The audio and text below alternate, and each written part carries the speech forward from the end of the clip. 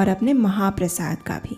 लेकिन उनके साथ क्या हुआ था वो जानने से पहले हम आपको बता दें कि आखिर ये आचार्य पद्मपाद थे कौन और जगन्नाथ जी को उनके समक्ष प्रमाण देने की आवश्यकता क्यों पड़ गई। तो आचार्य पद्मपाद शंकराचार्य के अत्यंत प्रिय शिष्य थे, और क्यों ना हो, आखिर उनकी गुरु भक्ति का लोहा तो सभी शिष्यों ने माना था, और उनका नाम भी पद्मपाद इसीलिए तो पड़ा था।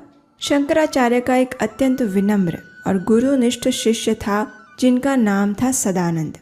शंकराचार्य उनसे अत्यधिक प्रेम करते थे, लेकिन ये बात अन्य शिष्यों को बिल्कुल भी अच्छी नहीं लगती थी, और इसलिए उन सब के मन में कहीं ना कहीं सदानंद के प्रति ईर्ष्या का भाव था। अब ये बात परम ज्ञानी और वेदों के ज्ञाता शंकराचार्य से छिपी कैसे रह सकती थी, है ना।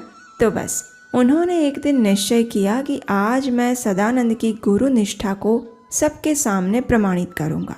ये सोचकर उन्होंने एक युक्ति की।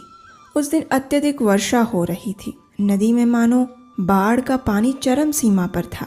नदी पार करना तो क्या, उसके पास से निकलना भी भयावह साबित हो सकता था। ऐसी स्थिति में शंकराचार्य के शिष्य सदानंद नदी के उस पार थे, और शंकराचार्य जानते थे कि इस स्थिति में वो उनके पास नहीं आ सकते थे।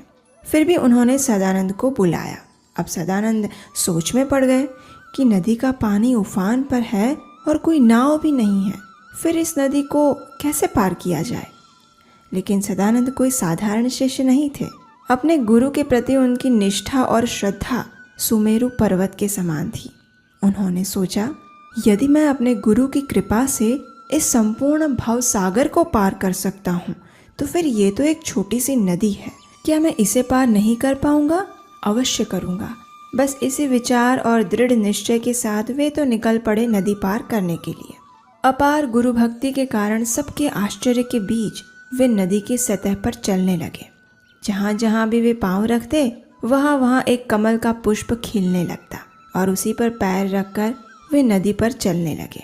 जब वे किनारे पर पहुँचे तो सामने उनके गुरु अपने अन्य शिष्यों के साथ मुस्कुराते हुए खड़े थे।